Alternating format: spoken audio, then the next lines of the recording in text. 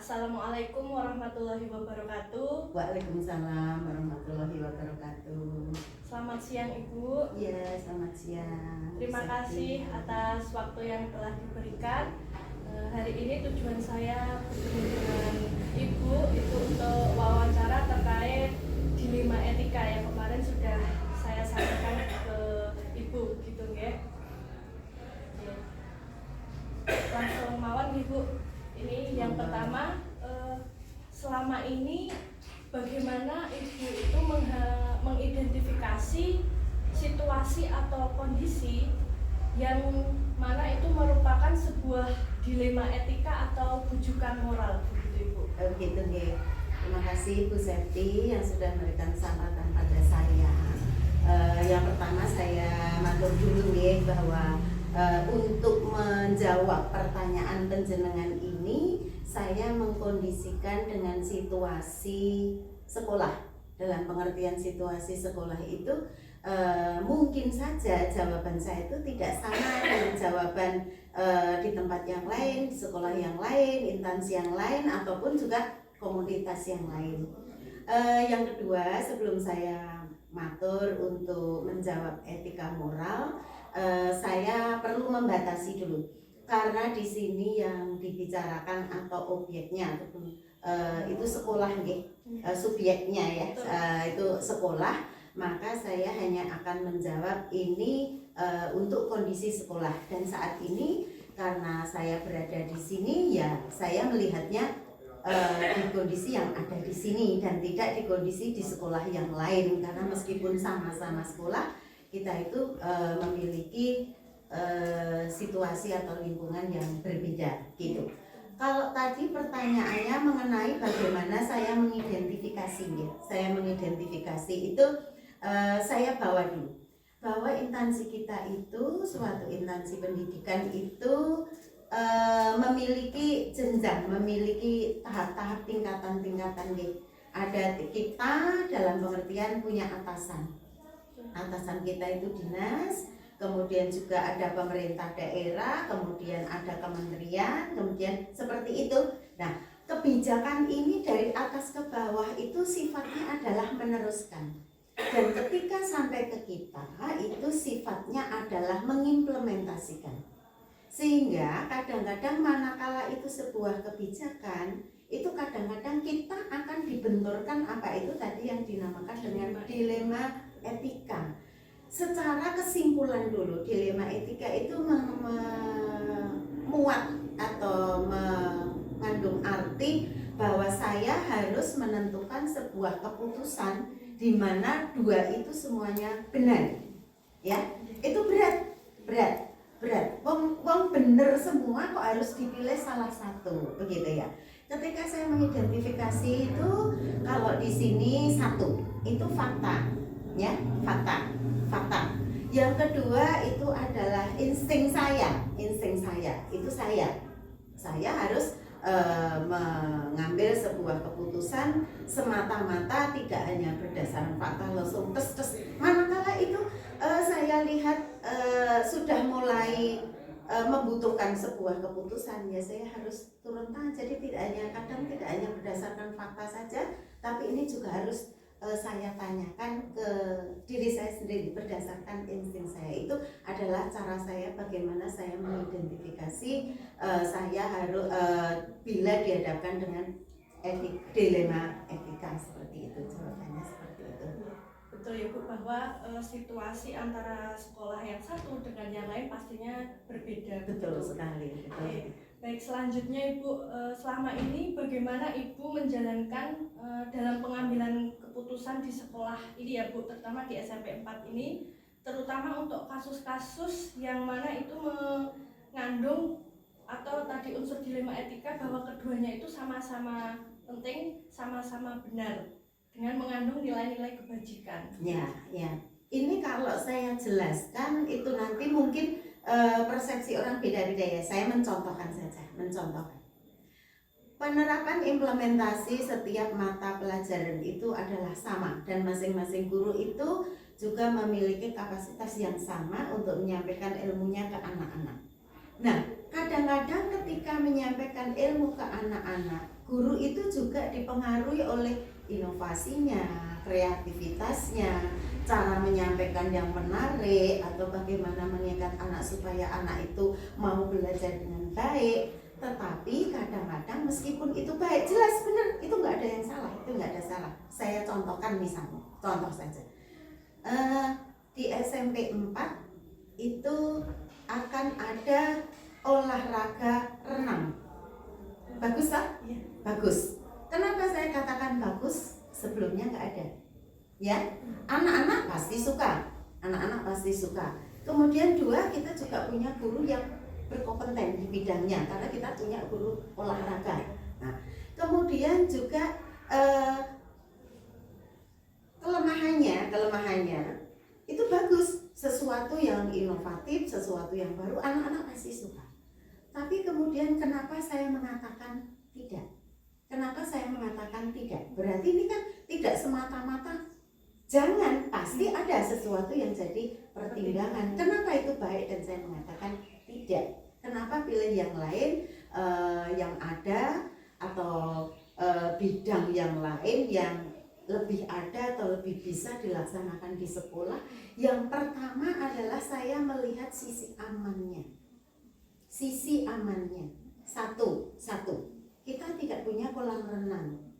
Otomatis kita harus menyediakan suatu wahana yang itu mesti saja tidak milik kita. Kalau tidak milik kita, otomatis itu akan terjadi pungutan, gitu ya. Padahal sekolah kita adalah sekolah gratis. Manakala itu belum disosialisasikan dan itu diimplementasikan di dalam intrakurikuler, saya melihat itu sebagai salah.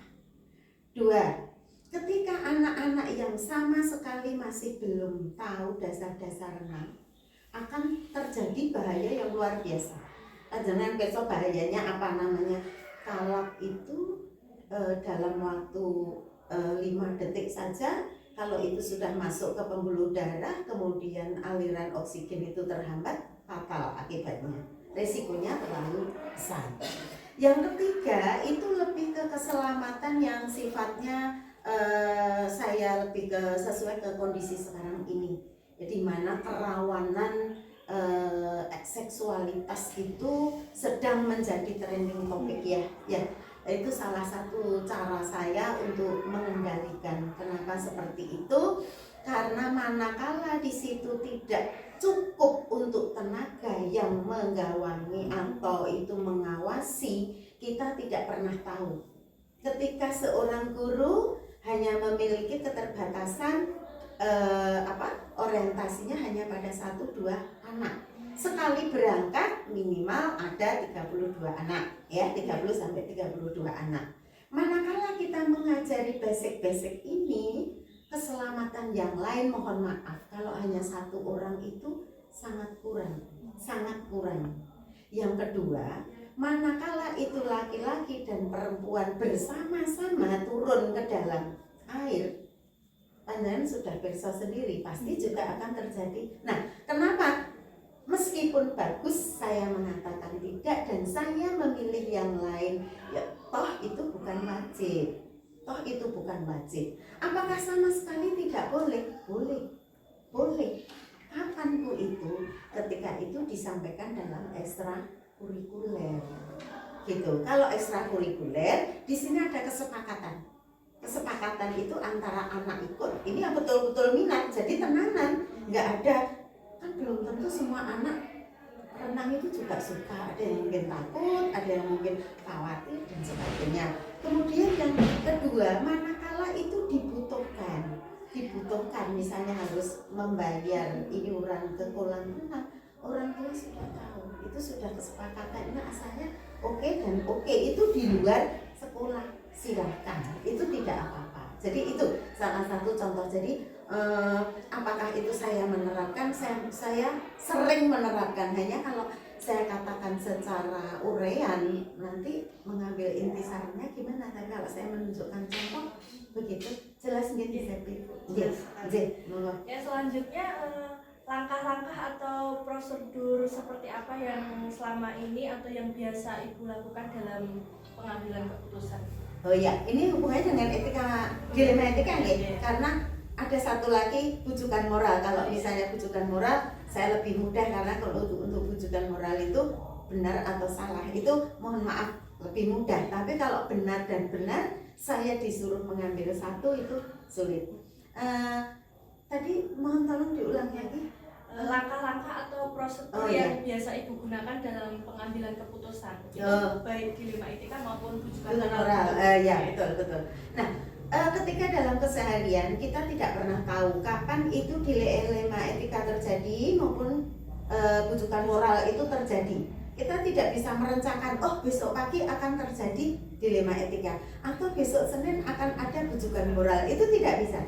Kejadian ini sifatnya adalah insidental atau sifatnya spontan ya, spontan. Nah, ketika spontan itu manakala bisa kita pecahkan dalam waktu saat itu juga, dalam maksudnya itu ringan, oke. Tetapi kalau itu agak tingkatannya agak berat dan itu tidak bisa sembarangan untuk ambil keputusan, ya saya akan tunda. Tapi langkah-langkah saya yang pertama ketika saya akan mengambil itu sudah saya sampaikan ketika saya pertemuan di awal semester atau ketika saya itu berkoordinasi setiap Senin ataupun dalam pertemuan-pertemuan kita itu sama-sama sharing begitu, saya sudah menjelaskan apa-apa yang nanti ini kemungkinan yang terjadi.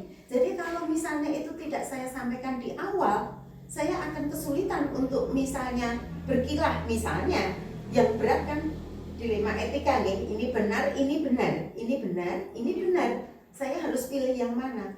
Kalau saya pada awalnya itu sudah punya komitmen dulu, sudah saya sampaikan dulu ya, kemudian saya sudah matur dulu, itu pasti sudah saya agak enteng karena untuk masing-masing yang ini saya harus ambil keputusan ini sudah langsung bisa mengaitkan karena saya yakin yang ada di sini ini individunya adalah dewasa dan intelektual, pastinya kan seperti itu.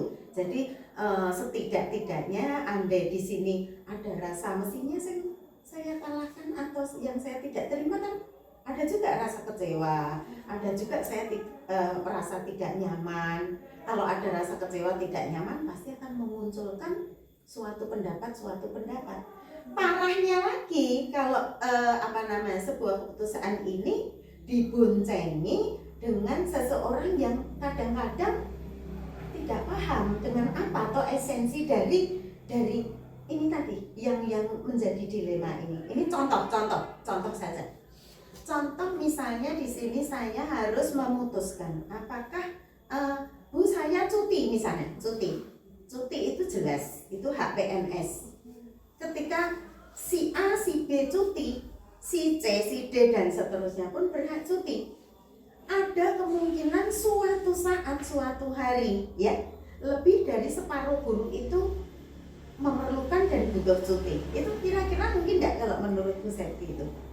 Suatu saat, suatu ketika secara kebetulan ada hampir lebih dari separuh guru yang kebetulan hari itu punya kepentingan yang sama dan harus cuti.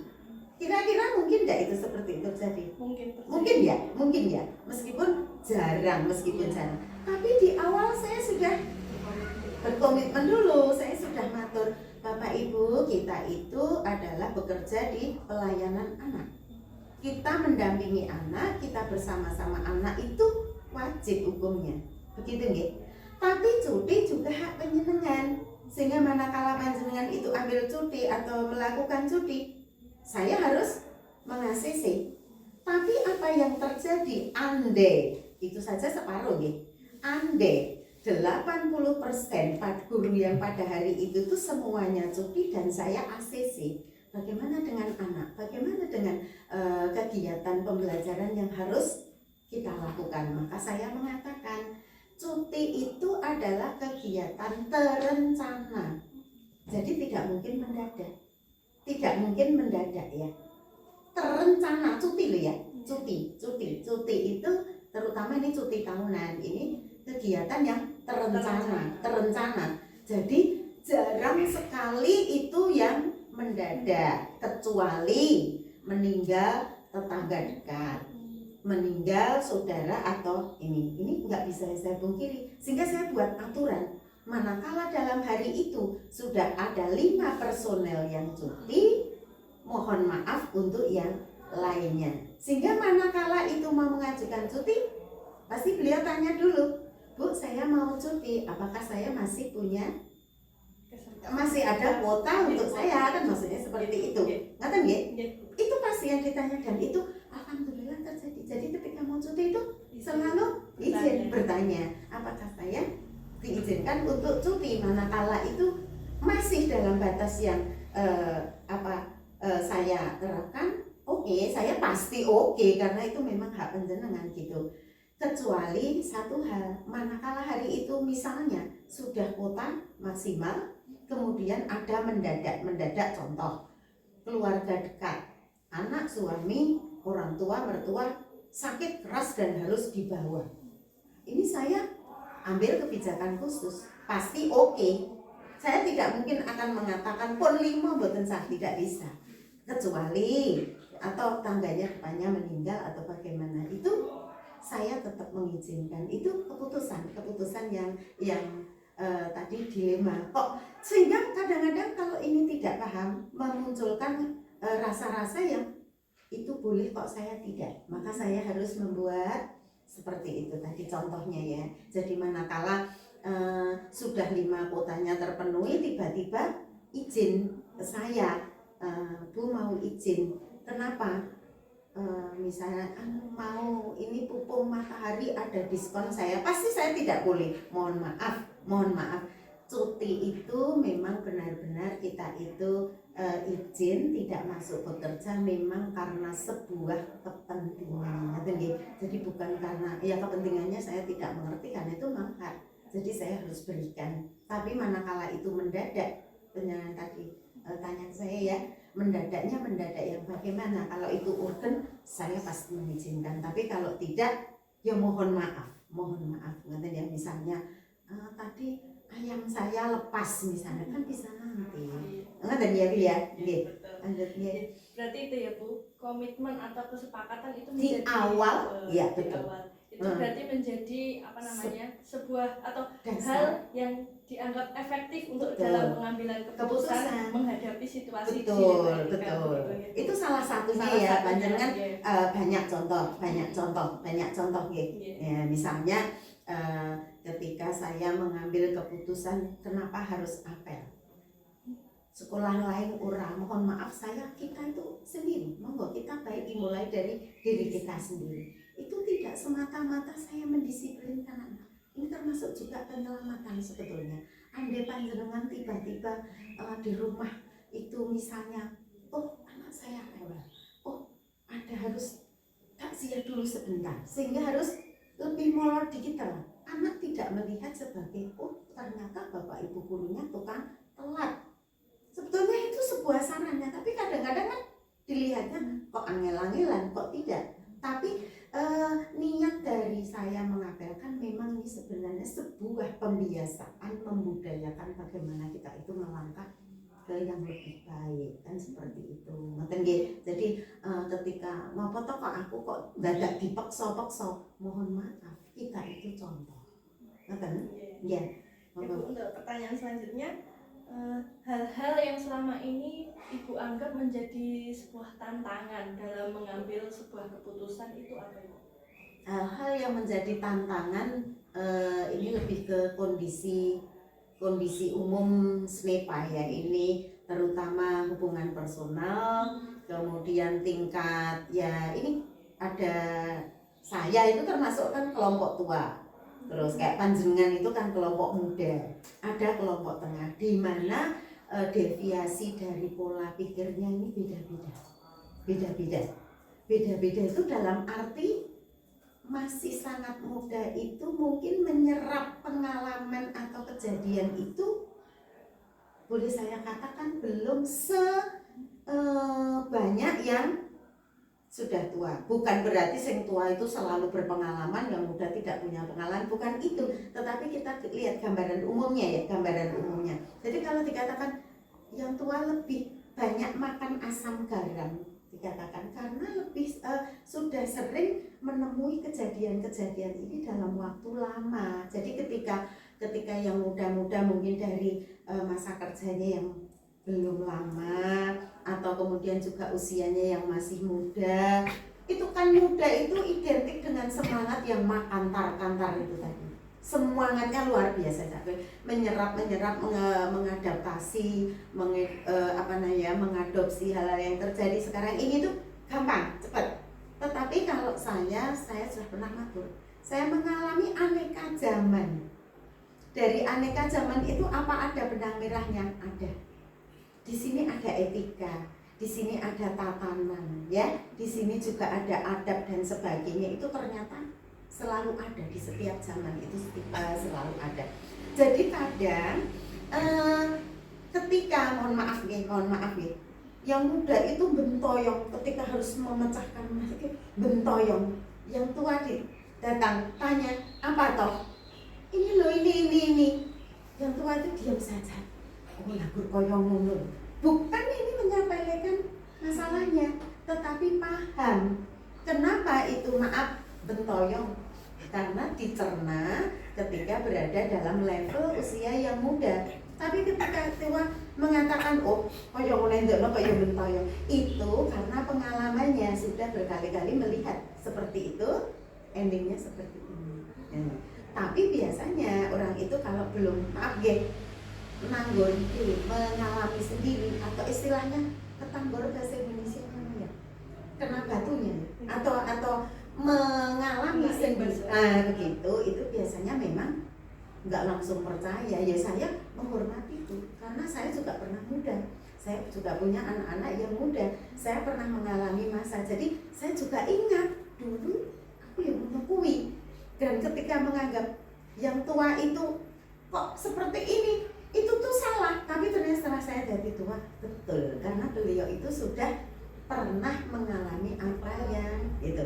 Jadi hal-hal apa yang mendasari ya menjadi tantangan ya. Satu itu ketika di lingkungan kita itu ada beberapa jenjang generasi di mana memiliki pola pikir, adaptasi, kemudian kecepatan mengadopsi, kemudian juga latar belakang itu sangat menjadi pertimbangan. Itu sebuah tantangan. Bagaimana saya masuk ke anak muda? Bagaimana saya dengan yang tua saya paham ya, tapi bagaimana saya masuk ke yang muda? Karena sudah jauh beda.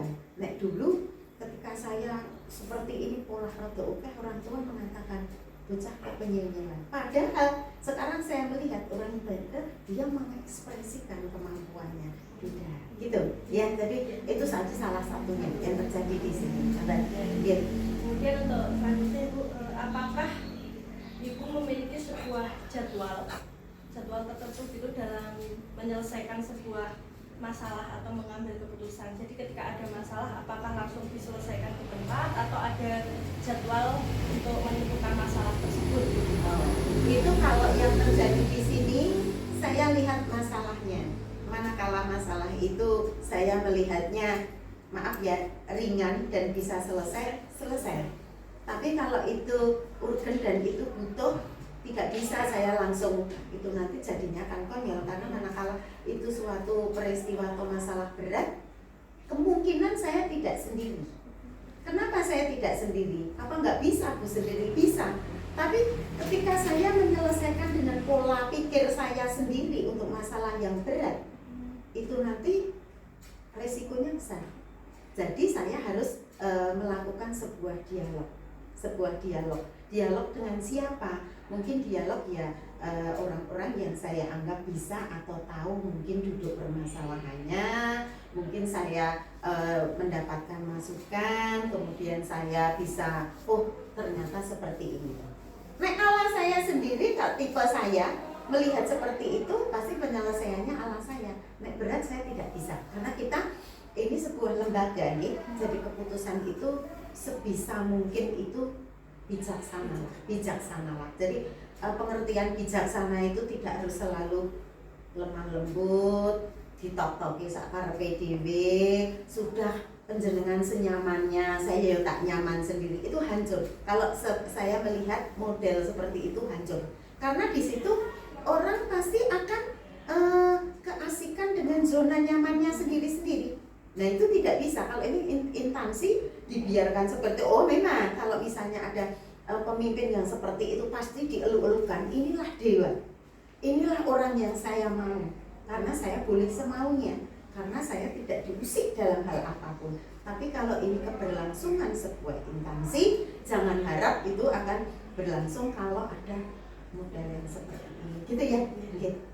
Berarti itu ya Bu, dalam pengambilan keputusan juga dibutuhkan istilahnya pihak lain. Pihak lain, betul. Jadi ada pihak lain, makanya untuk di sini itu saya mengatakan, ayo kita selalu berada dalam satu frekuensi. Kenapa seperti itu? Karena ini lembaga. Kita tidak bisa membawa karakter rumah saya ke sini, tidak bisa. Di sini itu karakternya karakter Snepa, harus karakter Snepa. Oh Bu, ketika saya di sini, saya itu cocoknya cuma 10%. Adaptasikan, optimalkan 10% itu untuk karakter Snepa. Sedangkan 90% karakter rumahnya, yo nanti dibawa di rumahnya sendiri. Sehingga manakala itu kita sudah sadar kita itu berada di mana dan harus ngapain atau apa kita itu di sini, kita akan ingat. Saya mengatakan seperti itu. Okay. Yang terakhir ya Bu, dari hal yang tadi sudah disampaikan, kira-kira pembelajaran apa yang Ibu dapatkan dari pengalaman Ibu tadi mengambil sebuah keputusan dari pengalaman hubungannya dengan dilema etika ya, karena ini sebuah dilema etika itu memang hal yang paling sulit, jelas-jelas kalau itu pelajaran apa yang bisa saya ambil, saya pasti akan jadi pribadi yang lebih baik pastinya, karena saya juga tidak akan ngengkel dengan pendapat saya sendiri. Tetapi manakala itu saya tahu karpe benar ini, jangan sering ya saya mengatakan benar, tapi jangan benar menurut karpe diem. Sering ya saya mengatakan seperti itu ya. Nah itulah dilema etika.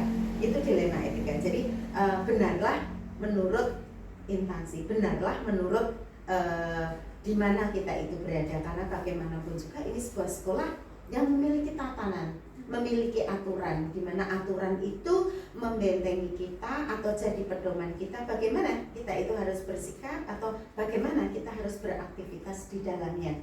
Manakala itu sebuah penyelewengan atau melenceng dari sebuah komitmen, ya pastilah ada warning kan pasti. Kenapa harus di warning? Supaya kita tetap berada di dalam satu frekuensi. Kenapa harus dalam satu frekuensi? Tidak mungkin sebuah cita-cita itu dilaksanakan oleh orang-orang dalam suatu kelompok yang memiliki mindset pola pikir berbeda-beda.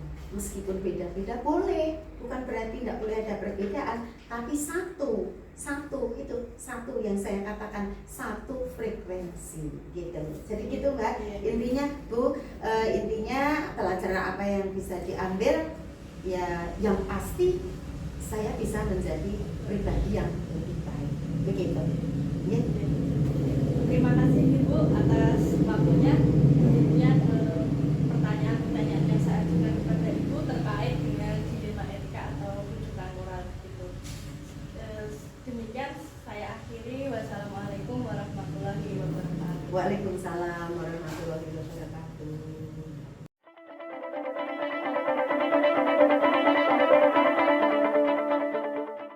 Oke, assalamualaikum warahmatullahi wabarakatuh. Ya, waalaikumsalam warahmatullahi wabarakatuh, Bu Septi. Selamat pagi Putri. Ya, selamat pagi Bu. Terima kasih Ibu atas waktu yang telah diberikan. Tujuan saya menghubungi Ibu, mohon maaf sebelumnya secara daring ya, karena memang keterbatasan jarak gitu.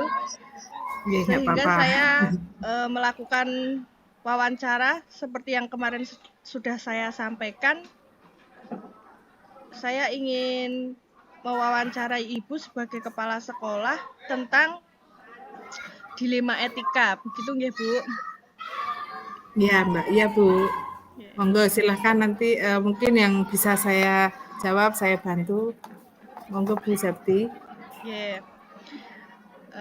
Niki langsung saja nggih Bu untuk mengefektifkan waktu. Baik, untuk pertama selama ini bagaimana Ibu Tri itu dapat mengidentifikasi kasus-kasus yang merupakan dilema etika atau bujukan moral begitu Bu? Oh ya, di sini saya sebagai kepala sekolah apabila dihadapkan pada kasus-kasus di mana saya dituntut untuk mengambil keputusan, ya, kadangkala itu saya juga dihadapkan pada keputusan yang sama-sama baik, tapi ada pula kadang-kadang itu saya dihadapkan pada keputusan di mana salah satunya itu baik dan salah satunya itu kurang baik. Nah, apabila keputusan yang saya ambil itu ada dua pilihan, mungkin sama-sama baik, di situ saya berada pada posisi dilema etika. Kemudian untuk keputusan yang saya ambil, yang satu baik tapi yang satu mungkin kurang baik, kemudian ada nilai moral mungkin di dalamnya, itu pada saat itu saya berada pada posisi bujukan moral. Mungkin seperti itu, Bu Septi. Kemudian selama ini bagaimana Ibu Tri itu menjalankan sebuah atau ketika mau mengambil sebuah keputusan di sekolah Ibu gitu ya, terutama untuk kasus-kasus di mana ada dua kepentingan yang sama-sama benar atau sama-sama mengandung nilai kebajikan gitu Ibu. Ya, untuk pengambilan keputusan di sekolah, terutama di sekolah kami ya, di SD 3 Manopoharjo ini, untuk kasus-kasus dilema etika, misalkan contohnya adalah saat hari Senin upacara itu ada siswa yang tidak menggunakan ikat pinggang atau topi dan sebagainya, itu merupakan suatu pelanggaran etika. Tapi kita juga tidak boleh langsung menindak anak itu, kita harus lihat dulu prosedurnya. Apakah anak itu apakah itu maksudnya dia melakukan pelanggaran atau tidak menggunakan ikat pinggang atau topi, itu kita lihat dulu dari survei atau mungkin kita perdalam permasalahannya, akar masalahnya itu apa. Apakah dari mungkin orang itu dari keluarga yang tidak mampu, kemudian mungkin dari keluarga yang kurang mendapatkan kasih sayang. Nah, dari penyebab itu kita bisa istilahnya mempertimbangkanlah rasa peduli pada anak tersebut. Jadi anak tersebut bisa dikecualikan dengan pertimbangan tertentu, misalkan tidak langsung memberikan hukuman atau apa, tidak, kita cari permasalahan dulu. Misalkan tadi mungkin dari keluarga yang kurang perhatian atau kurang mampu, kan mungkin orang tuanya juga kurang mampu atau tidak mampu untuk membeli ikat pinggang atau mungkin topi. Nah, dari pertimbangan itu kita harus juga membuat istilahnya putusan yang bertanggung jawab. Jadi kita harus cari akar permasalahan dulu atau penyebabnya dulu, seperti itu, Bu. Okay. Lalu Ibu selama ini mungkin ada langkah-langkah atau prosedur seperti apa yang Ibu lakukan ketika Ibu mengambil sebuah keputusan? Nah, ketika ada kasus tertentu, hal pertama yang dilakukan adalah melihat dulu prosedurnya. Apakah kita sebagai contoh yang tadi, Ibu, misalkan ada pelanggaran tadi, kasus anak tadi, maka yang pertama ditelusuri adalah keberadaan anak tersebut. Apakah anak tersebut itu berasal dari keluarga yang kurang mampu, ataukah berasal dari keluarga mampu tetapi tidak istilahnya mungkin kurang perhatian dari orang tuanya. Nah, jika sudah ditemukan informasi atau penyebab akar permasalahan dari kelakuan anak tadi, kemudian anak itu bisa kita panggil, kita berikan arahan, tujuannya ya untuk kebaikan si anak itu. Untuk berikutnya itu anak itu bisa mentaati aturan di sekolah saat upacara, seperti itu, Bu. Selanjutnya Ibu, apa saja hal-hal yang selama ini Ibu anggap efektif, Bu, dalam mengambil keputusan pada kasus-kasus yang mana disebut atau dikatakan sebagai sebuah dilema etika gitu, Bu? Nah, dengan memutuskan sendiri berdasarkan masukan dari Dewan Guru, nggih. Jadi saya membuat keputusan itu tidak dari saya sendiri, tapi juga dari pertimbangan Dewan Guru di sekolah kami, yaitu di SD. Nah, maka saya akan mengambil keputusan yang baik untuk sekolahan dan juga meskipun di situ dalam pengambilan keputusan itu kepala sekolah lah yang bertanggung jawab untuk segala kasus yang ada di sekolah. Jadi menentukan keputusan tetap berdasarkan pertimbangan guru dan yang bertanggung jawab tetap saya selaku kepala sekolah. Oke. Lalu hal-hal apa saja Ibu yang Ibu anggap sebuah atau menjadi sebuah tantangan dalam Ibu mengambil sebuah keputusan? Tantangan yang biasa terjadi yaitu kemampuan pemimpin atau di sini saya selaku kepala sekolah, kemampuan saya dalam menyikapi permasalahan, apakah permasalahan itu masuknya dilema etika atau rujukan moral. Kemudian sudah ditentukan apakah itu nanti masuk rujukan moral atau dilema etika, di situ kita harus memberikan arahan terhadap murid dengan memperhatikan prinsip kepentingan murid atau berpihak pada murid. Seperti itu, mungkin ya itu tantangan yang saya hadapi, Bu. Gitu nggih, Bu. Kemudian apakah ketika Ibu mengambil sebuah keputusan itu ada jadwal atau tata kala gitu ya, Bu? Ada jadwalnya ataukah ketika ada suatu masalah kemudian Ibu menyelesaikan waktu itu juga gitu? Untuk jadwal atau tata waktu atau tata kala di sini sih saya tidak ada, tapi sebisa mungkin ya untuk menyelesaikan suatu kasus atau permasalahan biasanya sesegera mungkin untuk diselesaikan. Tapi bila kasusnya itu tidak penting atau maksudnya tidak urgent, itu mungkin bisa dijadwalkan pada hari-hari tertentu. Misalnya kasusnya itu mungkin ringan lah, atau mungkin tidak begitu berat atau mungkin tidak begitu urgent, itu biasanya nanti Pak, jika saat itu ada mungkin ada kepentingan saya selaku kepala sekolah ada mungkin kegiatan luar atau apa dan kebetulan kasusnya tidak begitu urgent, itu biasanya saya selesaikan di hari berikutnya. Tapi kalau saat itu ada waktu luang dan masalahnya itu ya urgent, saya segera mungkin saya selesaikan pada hari itu. Nah, misalkan untuk yang kasus tadi ya saat hari Senin mungkin upacara tadi tidak seragam lengkap. Nah, itu biasanya saya setelah upacara itu mengadakan pembinaan kepada siswa yang melakukan pelanggaran tersebut. Seperti itu, Bu. Oke. Kemudian Ibu ketika Ibu Tri ini mengambil keputusan, begitukah? Apakah ada seseorang atau faktor-faktor yang selama ini mempermudah atau membantu Ibu dalam mengambil keputusan dalam kasus-kasus dilema etika, begitu Ibu?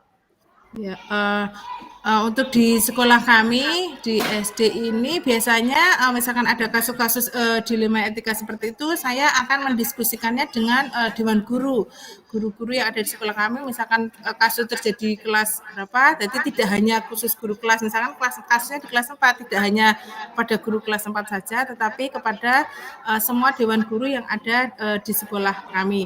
Misalkan istilahnya kalau dewan guru tidak memberikan sebuah keputusan, nanti biasanya mungkin kasusnya mungkin agak berat, biasanya saya berkomunikasi dengan tokoh masyarakat atau pihak komite sekolah untuk istilahnya membantu agar mendapatkan keputusan itu yang efektif dan berpihak pada murid, juga istilahnya untuk kebaikan semua pihak, seperti itu. Oke, Ibu. Kemudian yang terakhir Ibu, dari hal-hal yang telah tadi Ibu sampaikan, kemudian pembelajaran apa yang dapat Ibu ambil dari pengalaman Ibu dalam mengambil keputusan selama ini, Bu? Ya, mungkin dari pengalaman yang sudah saya alami, misal dalam kasus dilema etika, di sini untuk memutuskan suatu kasus atau mungkin suatu permasalahan, itu perlu pertimbangan dari semua pihak. Terutama kalau di sekolah itu semua warga sekolah, kepala sekolah, dewan guru, kemudian juga tenaga pendidik. Nah, dari pertimbangan itu kita juga tidak lupa untuk menelusuri informasinya dulu, kasus itu kita telusuri akar permasalahannya itu bagaimana, kemudian dengan mendiskusikan dengan rekan sejawat, kemudian membuat keputusan yang efektif, kemudian dan juga berpihak pada murid dan untuk kebaikan warga sekolah. Jadi tidak hanya untuk guru tapi juga untuk murid semua warga yang ada di sekolah kami. Mungkin seperti itu Bu, mungkin pembelajaran yang saya peroleh dari kasus yang pernah saya alami. Oke, begitu ya Ibu. Oke, terima kasih Ibu atas waktu yang telah diberikan. Demikian pertanyaan-pertanyaan yang saya ajukan kepada Ibu terkait pengambilan keputusan dalam situasi atau kondisi dilema etika. Begitu nggih Ibu? Ya, terima kasih Bu. Mohon maaf mungkin dari penyampaian tadi ada yang kurang berkenan atau kurang pas. Saya mohon maaf. Terima kasih Bu Septi. Nggih, terima kasih nggih Putri. Saya akhiri. Assalamualaikum warahmatullahi wabarakatuh. Ya, Waalaikumsalam warahmatullahi wabarakatuh.